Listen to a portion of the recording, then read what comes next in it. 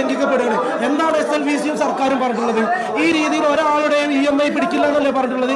ഇവിടെ എന്താ ഉണ്ടായിട്ടുള്ളത് സർ? ഇവർ ഈ ബാങ്ക് ഞങ്ങളെ എപ്പോഴും കബളിപ്പിക്കപ്പെടുകയാണ്. ഞങ്ങളെല്ലാ യുവജന സംഘടനകളും ഈ ബാങ്കിലേക്ക് മാർച്ച് നടത്തി.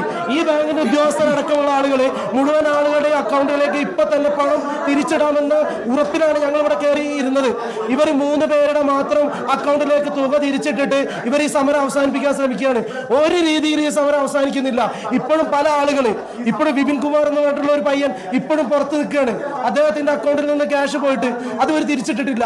അപ്പൊ ഈ മുഴുവൻ യുവജന സംഘടനകളെയും വെല്ലുവിളിക്കുന്ന സമീപനമാണ് ഈ കേരള ഗ്രാമീൺ ബാങ്ക് നടത്തുന്നത്. അല്ല, ഞാൻ അക്കൗണ്ട് നമ്പർ കാണിച്ചു കൊടുത്തിട്ടുണ്ട്. അപ്പൊ ഇനി ഞങ്ങൾ ഇവിടെ എല്ലാവരുടെയും അക്കൗണ്ട് നമ്പർ ശേഖരിച്ചു വരണമെന്നാണോ ബാങ്ക് ആവശ്യപ്പെടുന്നത്? ഈ ബാങ്കിൽ ഒരു ഡാറ്റ ഇല്ലേ? ഈ ബാങ്കിൽ ആ ബ്രാഞ്ചിൽ നിന്നും എത്ര ആളുകൾക്ക് ലോൺ കൊടുത്തിട്ടുണ്ട്, എത്ര ആളുകളുടെ ലോൺ ഇനത്തിലേക്ക് ഇത് വരവ് വെച്ചിട്ടുണ്ട് എന്നുള്ള കണക്ക് ഇവരടുത്ത് വേണ്ടേ? ഇവർക്ക് ഡാറ്റ വേണ്ടേ? ഞങ്ങളിവിടെ ഞങ്ങളാണ് ഇവിടെ ഓരോ ആളുകളുടെയും അക്കൗണ്ട് നമ്പർ ഡീറ്റെയിൽസ് എടുത്ത് വരേണ്ടത്. എല്ലാ രീതിയിലും കബളിപ്പിക്കപ്പെടാം. ഇതിൽ സർക്കാരിന് കൃത്യമായിട്ടുള്ള വീഴ്ച പറ്റിയിട്ടുണ്ട്. സർക്കാരിന്റെ വീഴ്ചയാണ് ഞങ്ങൾ ഇവിടെ ഉയർത്തിക്കാട്ടുന്നത്. സർക്കാർ എന്താണ് പറഞ്ഞിട്ടുള്ളത്? പാവപ്പെട്ട പ്രളയം സംഭവിച്ചിട്ടുള്ള ആളുകളെ ഏത് രീതിയിലും സംരക്ഷിക്കുന്നതാണ്. ആദ്യഘട്ടത്തിൽ തന്നെ സർക്കാർ ഇവിടെ പൂർണ്ണ പരാജയമായിരിക്കുകയാണ്. ഞങ്ങളൊക്കെ രക്ഷാപ്രവർത്തനത്തിന് കഴിഞ്ഞ 20 ദിവസമായിട്ട് നിൽക്കുകയാണ്. ഞങ്ങൾ ഇന്ന് ഈ ബാങ്കിൽ ഇവിടെ സമരമായിട്ട് വരേണ്ട സാഹചര്യം ഉണ്ടാക്കിയത് സർക്കാരല്ലേ? സർക്കാരിന്റെ പിഴവാണിത്. സർക്കാരും SLBCയും ഞങ്ങളോട് വാക്ക് പറഞ്ഞതാണ്, കേരളത്തിലെ ജനങ്ങളോട് വാക്ക് പറഞ്ഞതാണ്, ഒരു രീതിയിലും ഇത്തരത്തിലുള്ള പ്രശ്നങ്ങൾ ഉണ്ടാവില്ല എന്നുള്ളത്. അപ്പൊ ഇത് ആര് 8-ാം തീയതി ഇവിടെ ജില്ലാ ഭരണകൂടം വിളിച്ചു ചേർത്ത RBI ഉദ്യോഗസ്ഥരടക്കമുള്ള ആളുകളുടെ യോഗം നടന്നല്ലോ.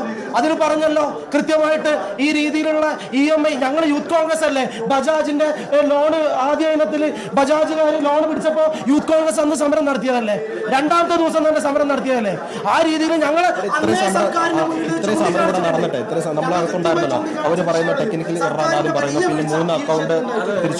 നമ്മള് കേരള സമൂഹത്തിനോട് ആവശ്യപ്പെടാനുള്ളത്, കൃത്യമായി ഞങ്ങൾ ആവശ്യപ്പെട്ട യൂത്ത് കോൺഗ്രസ് ആവശ്യപ്പെട്ടത് എന്നുള്ളത്, ഇതൊരു പാരൽ കോളേജ് അല്ല, ഇത് നാഷണലൈസ്ഡ് ബാങ്കാണ്.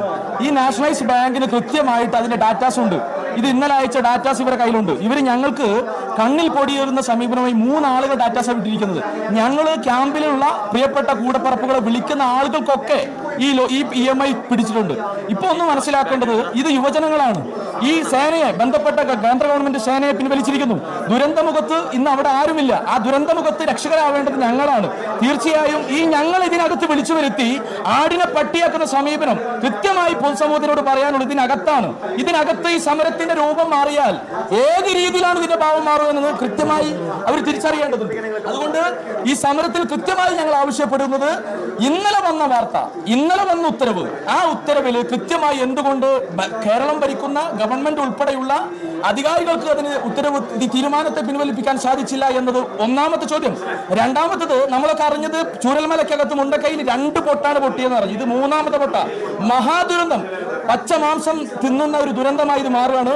അതുകൊണ്ട് കൃത്യമായിട്ട് ഞങ്ങൾ ആവശ്യപ്പെടുന്നു, ഇതിൽ നിന്ന് പിന്നോട്ട് പോകാൻ ഞങ്ങൾ തയ്യാറല്ല. ഞങ്ങൾ ഈ പറയപ്പെടുന്ന ഷട്ടറിന്റെ പുറത്തല്ല, അകത്താണുള്ളത്. ഈ അകത്ത് നിന്ന് ഒരു ബന്ധപ്പെട്ട അധികാരിയും പുറത്തിറങ്ങില്ല. ഈ പുറത്തിറങ്ങണമെങ്കിൽ ഒരു കുപ്പി വെള്ളം, 1 ഉമിനീര് തൊണ്ടയിലേക്ക് ഇറക്കണമെങ്കിൽ ഞങ്ങളെ കൂടപ്പിറപ്പുകളുടെ പ്രയാസങ്ങൾ മാറ്റാതെ നിന്ന് പിന്നോട്ട് പോകില്ല. അത് കൃത്യമായിട്ടുള്ള വെല്ലുവിളിയല്ല, ഇത് മനുഷ്യ സാമർത്ഥ്യമുള്ള ബോധ്യമുള്ള യുവാക്കളുടെ ഒരു വെല്ലുവിളിയായിട്ട് പൊതുസമൂഹത്തിനോട് ഞങ്ങൾ ആവശ്യപ്പെടുക. ഇതില് പത്രങ്ങളും ചാനലുകളും ഇപ്പൊ ഈ സമരം ഒത്തുതീർപ്പായി എന്നുള്ള വാർത്ത പോകുന്നുണ്ട്. തീർത്തും തെറ്റാണ്. പറയുന്നത് ഇത് തീരുന്നില്ല. ഈ സമരം എന്ന് പറയുന്നത് ഞങ്ങൾ ന്യായമായിട്ടുള്ള ആളുകളുടെ, 1 രൂപ പോലും കയ്യിലില്ലാത്തവർക്ക് സർക്കാർ കൊടുത്ത ഈ 10,000 രൂപ വലിയ അനുഗ്രഹമായിട്ട് കാണുന്ന ആളുകളാണ് ഞങ്ങൾ. ആ സ്ഥലത്ത് നിന്നാണ് ഈ പാവങ്ങളുടെ അക്കൗണ്ടിൽ നിന്ന് EMI ഇനത്തിലേക്ക് തുക പോകുന്നത്. ഈ മുഴുവൻ ആളുകളുടെയും തുക തിരിച്ചു കൊടുക്കുന്നത് വരെ നമ്മൾ ഈ സമരം മുന്നോട്ട് കൊണ്ടുപോകും. സമരമായി മുന്നോട്ട് പോകുന്നു പറയുന്നു. 3 പേരുടെ, നമ്മൾ ആ 3 പേരെ വിളിച്ച് ചോദിച്ചിരുന്നു. 3 പേർക്കും പണം കിട്ടി എന്നാണ് പറയുന്നത്. പക്ഷെ 3 അല്ല, അതിലധികം ആളുകളുണ്ട് എന്ന് പറയുന്നു. നമുക്ക് നമ്പറുകൾ ഉണ്ടെങ്കിൽ പണം കിട്ടാത്ത ഒരു രാജേഷ് അവിടെ തന്നെ സമരത്തിലുണ്ട്. സിനോജ്, ഇപ്പോൾ പണം തിരികെ കിട്ടാത്ത രാജേഷ് അവിടെ തന്നെയുണ്ട്. സ്വർണ്ണ പണയം വച്ചവരടക്കം ഇപ്പോൾ രാജേഷ് പശുവിന് വേണ്ടി